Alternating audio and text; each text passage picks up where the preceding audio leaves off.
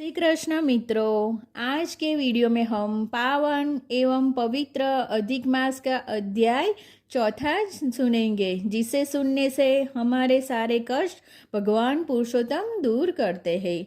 ओम नमो भगवते वासुदेवाय नमः। तो अब हम सुनेंगे अध्याय चौथा।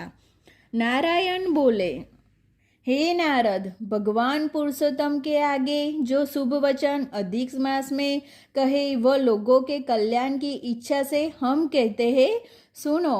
अधिक मास बोला, हे नाथ, हे कृपा निधान, हे हरे, मेरे से जो बलवान है उन्होंने यह मलमास है ऐसा कहकर मुझ दिन को अपनी श्रेणी से निकाल दिया है। ऐसा यहाँ आए हुए मेरी आप रक्षा क्यों नहीं करते?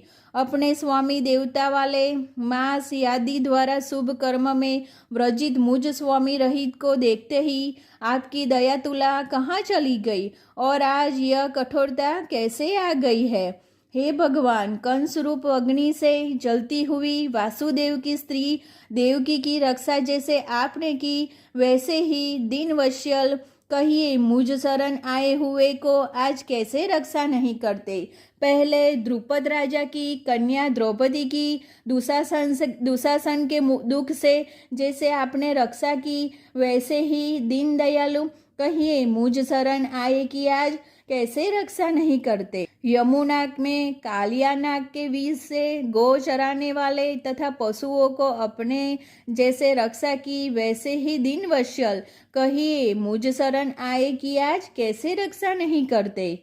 पशु और पक्षियों को पालने वाले एवं पशुपालों की स्त्रियों को जैसे ही पहली व्रज सरकंडों के वन में लगी हुई अग्नि से इस आप रक्षा की, पहले वैसे ही दीनवत्सल कहिए मुझ शरण में आए हुए कि आज कैसे रक्षा नहीं करते? मगध देश के राजा जरासंध के बंधन से राजाओं की जैसे रक्षा की, वैसे ही दीनवत्सल कहिए मुझ शरण में आए हुए कि आज कैसे रक्षा नहीं करते? आपने ग्रह के मुख से गजराज को जट आकर जैसे रक्षा की है, हे दीनवत्सल, मुझ शरण में आए की रक्षा आज कैसे नहीं करते?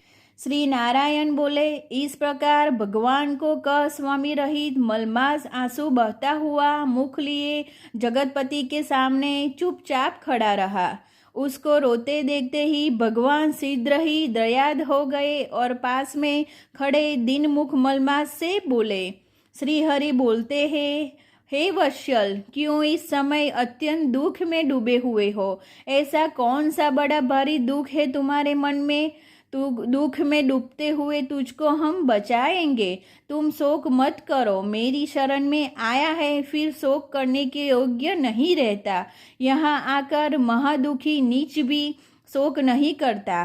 किस लिए तुम यहाँ आकर शोक में अपने मन को दबाए हुए हो? जहाँ आने से न शोक होता है, न कभी बुढ़ापा आता है, न मृत्यु का भय रहता है, किंतु नित्य आनंद रहा करता है। इस प्रकार के वैकुंठ में आकर तुम कैसे दुखित हो?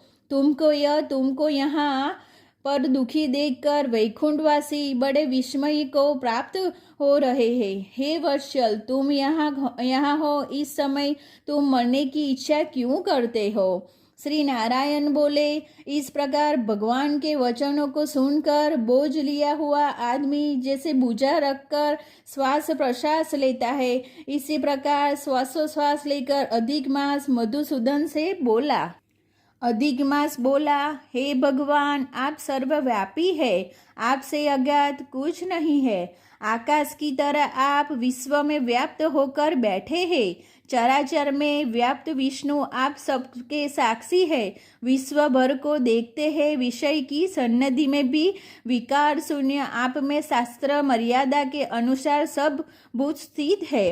हे जगन्नाथ, आपके बिना कुछ भी नहीं है। क्यों आप मुझे भाग्यों के कष्ट को नहीं जानते हैं? अद्वितीय हे नाथ, मैं अपनी व्यथा को कहता हूँ। जिस प्रकार मैं दुख जाल में हूँ, वैसे ही दुखित को मैंने ना कहीं देखा है और ना कहीं सुना है।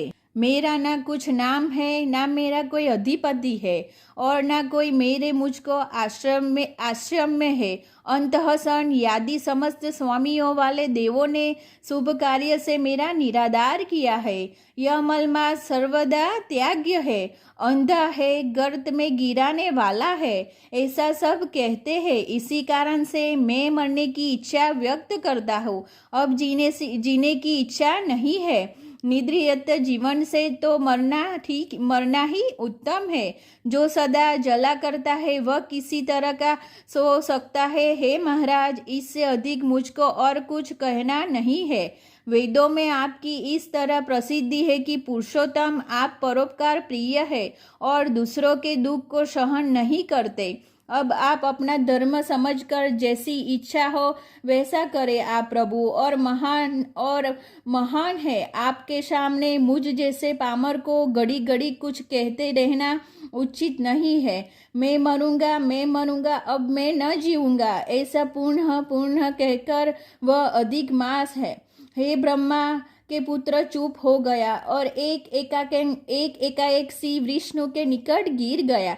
तब इस प्रकार गिरते हुए मलमास को देखकर भगवान की सभा में लोग बड़े विस्मय को प्राप्त हुए। श्री नारायण बोले, इस प्रकार कहकर चुप हुए अधिक मास के प्रति बहुत कृपा भार से अवसन्न हुए श्री कृष्ण मेघों के समान गंभीर वाणी से चंद्रमा की किरणों की तरह उसे शांत करते हुए बोले। सूत जी बोले, हे विप्रो, वेद रूप रिद्धि के आश्रित नारायण का पापों के समुद्र रूप समुद्र को शोषण करने वाला वड़वानल अग्नि के समान वचन सुनकर प्रसन्न हुए। नारद मुनि पुनः आदि पुरुष के वचनों को सुनने की इच्छा से बोले। श्री वरण्य दीप पुरुषोत्तम मास महात्मय मलमास विगतिम चतुर्थ अध्याय संपूर्णम। जय श्री कृष्ण मित्रों, धन्यवाद।